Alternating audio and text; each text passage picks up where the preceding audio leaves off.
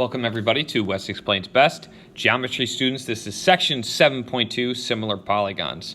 For those that don't know who this person is or why a picture of Italy is there, this is Don Bosco. The feast of Don Bosco was yesterday for all those Salesians out there.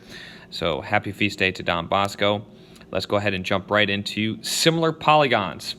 So here we have our first new concept with similar polygons. What is this all about? Well, similar polygons are polygons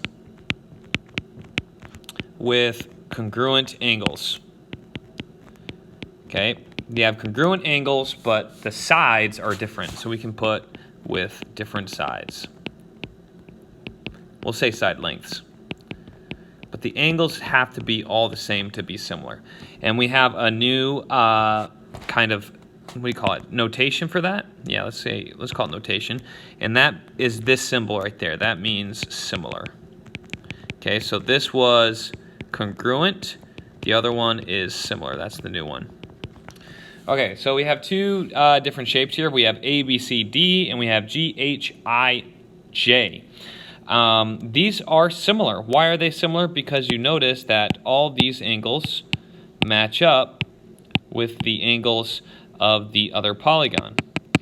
So we could write that these two are similar. Now, what we're going to do here is we can go ahead and list that all these angles are congruent.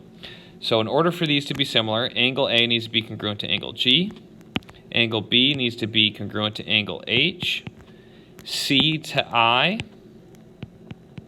and D to J. Okay?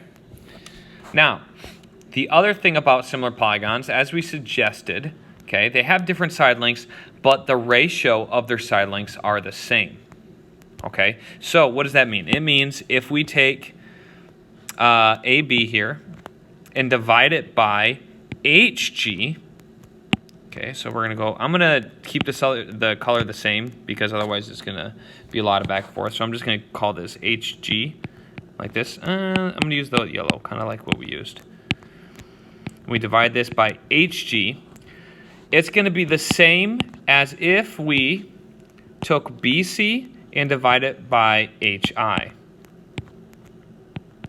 Okay, so just to be clear again, the ratio of the sides is the same. So if we took this side length, whatever that BA side length is, and divided it by HG, so we took the smaller one divided by the bigger one, it's going to be the same as if we took the smaller one again, the top side, and divided by HI. As long as you're dividing the corresponding side lengths, okay, and you're going in the same direction. So you can't like do something like this. You can't do CD divided by IJ congruent to this bigger one divided by the smaller one. If you go small divided by big, you have to do small divided by big. So notice how we put the small polygon in the top, then the big one has to be in the bottom. You have to stay consistent with that. That's one of the rules of similarity. So CD divided by, go IJ, and then we had AD or DA divided by JG. And it doesn't really matter which order you call that. Now, this whole thing is an extended ratio. Okay, we talked about that in the last section, extended ratio. 3 or more things, we have 4 sides being compared, okay? And as we said earlier, ABCD is going to be, this means similar. I'm going to write an arrow, again, similar to, and we have to go in the same order. So if we know that A is congruent to G, we have to start with G because it starts with A. So we're going to start with G, and we're going to go same order, H, I, J, because we go around to this order here. We have to go in this order here. And that's really all there is to labeling and naming polygons. It's pretty intuitive, so hopefully we won't have too much trouble with that. We're going to do some examples later on. But now we're going to talk about scale factor. This is kind of like the big idea for similar triangles or similar polygons. And it's just the magnitude difference between two similar shapes. Magnitude difference between, and this isn't the Google answer, it's my answer, but it's just as good. Magnitude difference between two similar shapes. Probably could just put similar shapes and not just 2, but that works. Okay, what do I mean by that? Well, if we know that these two are similar, okay, so let's just say these two are similar. There, little arrow so you know. We can see that the ratio of these sides, kind of like we said before, needs to be the same as the ratio of these sides. Now, what's the ratio of these two sides? Well, we can do the big divided by the small. I think it's going to be easier in this case. Usually it's easier to do big divided by small. You won't get decimals or fractions or whatever. So big divided by small, that's 10 divided by 5. This needs to be equal to this other ratio. In this case, we have an unknown, so we're going to call it x over 6. So we have a proportion we can solve here, right here. This could be the proportion we solve to figure out what this missing value is. And I'm going to talk about scale factor after we do that. So we have 10 over 5 equals x over 6. We are going to cross multiply. And we get 60 equals 5x. So we know divide by 5, and we get x equals 12. Okay, so this is going to be 12 feet. Now, what's scale factor? How does scale factor play into this? Another way to consider this problem, there's multiple ways to do all these problems, but another way to do this is say, okay, if I know this is similar, then these sides have the same scale factor. So whatever I times this side by, I'm going to use times like this. I need to times this thing by the same number, by the same scale factor. Magnitude difference, magnitude usually means multiplication, between two shapes. So 5 to 10, what do I multiply? I multiply by 2. 6 to the missing side, I have to still multiply by 2, so 6 times 2 is 12. So that's a quicker way to do this without proportions, is to see that you multiply by the same thing to get your new side. So if we knew this side was, for example, I don't know, let's call this side 5.5 for this purple side, we'll label it in. Then we would multiply this purple side, by 2, 5.5 times 2. Oops, that's kind of, sorry. 5.5 times 2 to get 11 for that side length right there. Okay, so that's how you do it. In my opinion, it's not too complicated. It makes it a little bit easier to do some of these similarity problems, and just another option so you don't have to do proportions. Let's do some examples. Is APC similar to EDF? Okay, so first we need to see, are the angles labeled in the correct spot? So we have angle B and angle E are similar. So guess what? I think we're already off here. And then A is going to be similar to, this one's definitely off. That's 3. So the problem is with this one is they need to match up the correct angles. So this A needs to be same as that E, but it's not. It's not even the same as any of those angles. So that's a problem in itself. And then we have B equal to E, and they need to be in the same spot. Because B is not in the same spot as E, these are not similar, so no. Okay, now let's change it so that they become similar, so just we can compare the numbers. Let's make this a two-part problem. So let's first, let me get this eraser. I need to be something small. Very good. Okay, what I'm going to do here is I'm going to erase that E. So then A and E are matching now. Okay, so now A does match with E. So we have A and E are matched.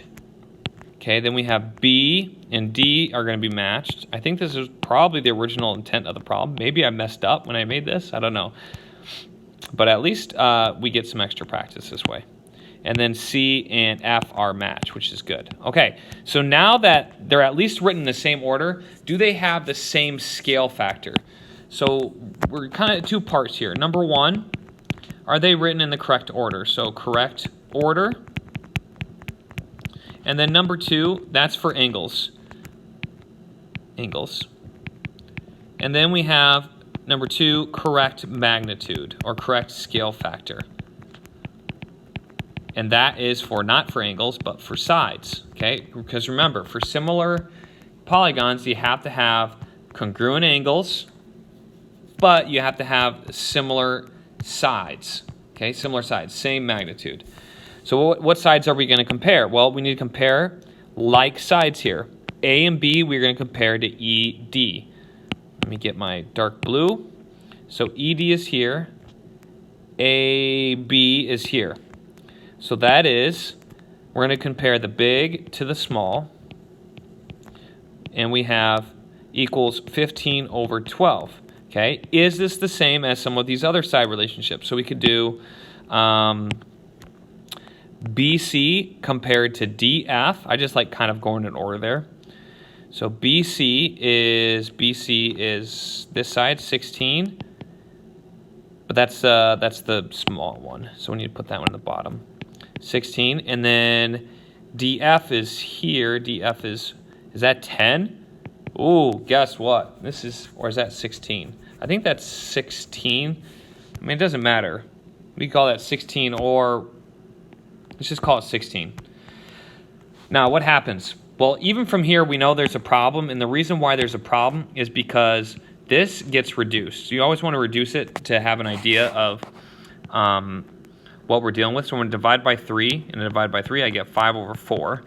And 16 divided by 16 is just 1 over 1. See how these are not equal? So if they are not equal, then they are not similar. Not equal ratios, not similar. Okay, so these are definitely not similar. Not similar here. So no, they're not. Okay.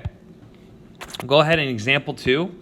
Example 2, what is the value of x and y? The two trapezoids are similar. Okay, so we're given that they're similar. So now we know that the magnitude, the scale factors are the same for both of these. Okay, now we know that the big one, I'll make the big one in green. Okay, so the big one in green. And then we'll make the little one in blue. So this is the little one. Okay. If you want, redrawing it can be a helpful tip sometimes, but I think we'll be okay. So we see that this side is 6 right there. That side is 6. And we know the big one, the big side of that same corresponding side is 9. So if we're comparing the big to small, we know with one of the sides, it's 9 to 6. Now, because it's stated as similar, we know that's going to be the same for every other side. So we can set this equal to another side that we're looking for. So another side we're looking for is this y side. So that's the small one. It needs to be in the bottom. And then the big one is a 5. So we're going to put that in the top. Now we have our first proportion here. So a couple different ways we could do this. We could find the scale factor first and then use that to find to multiply to find our new one, or we can just cross multiply here. I think proportions is easier, so let me go ahead and show you how to do that. We get 9y equals 30. Divide by 9, we get y equals 30 over 9. I'm going to reduce this by dividing both top and bottom by 3. So we get 10 over 3. The other way to do that would be to find the scale factor between the two. This would be the scale factor. The scale factor would be this number here, 9 divided by 6. So 9 divided by 6 would be 3 over 2. That means the big triangle is 3/2 times bigger than the small triangle. So we can say that all these sides, y times 1.5, that's another way to write 3.2. 3 over 2 equals 1.5, 1.5 times bigger. So y times 1.5 is going to be equal to 5. So if we divide by 1.5 to both sides, y equals 5 over 1.5. Let me get a calculator out real fast, just so you guys can see visually. I know I'm kind of like spending a lot of time on this, but I just want to show you there's so many different ways to do this problem. So we get 3.333 equals 3.3 repeating. That's the same thing as this, 3.3 repeating. So there's two different ways to do it. You could find the scale factor first, or you can just set up a ratio of the sides. So this is a ratio of sides. I personally am a big fan of ratio of the sides, but I kind of grew up using the scale factor, so it's up to you. Each problem is a little bit different, but really there's not a big difference in terms of the payout or the outcome. So let's do the last one. Here we have x and then 7.5. We already know that we have the ratio big to small, 9/6. You can reduce that to 3/2 if you want. We already established that, 3/2. Is going to be equal to the small side is in the bottom, needs to match, and then we have the 7.5 in the top. So we're going to cross multiply. We get 9x equals 7.5 times 6. 7.5 times 6, which is 45. So we divide by 9, and we get x equals 5. So this is going to be equal to 5. So now we have our y, which is 3.33, or 10/3, and we have our 5. The last thing I just want to touch on is a scale drawing. A scale drawing is a magnitude smaller or bigger map. Okay? So in this case, this is not the actual size of Florida, but it gives you a scale, okay, of how far 100 miles is on the map. So what we could do here is we could go like this, draw this, and now we can get an idea of how far 100 miles is. So we can say, okay, let's copy paste this. Oops. And we could make this all the way across to see, okay, that's 200 miles, etc. So that's pretty cool that we can do that to find a, let me just write that. That's cool, 200 miles, because that was our scale. Now, if a map of Florida has a scale where 1 inch equals 100 miles, so we're comparing inches to miles, how far is Jacksonville from Miami if the distance measures 3.5 inches on the map? So we're told that 1 inch is equivalent to 100 miles, and we want to know what 3.5 inches, how far in miles that is on the map. Well, now we have a proportion to solve, so we can easily solve that. So we're going to cross multiply. We get x equals, what's that, 350, and that's it, 350 miles. And that's how you do a scale drawing. You could actually use this in real life with a map, like anybody uses those paper ones anymore, but it's good to know. Anyway, I hope you guys enjoyed this section on similar polygons. Please join me next time when we talk about more similar polygon problems. Thanks for watching.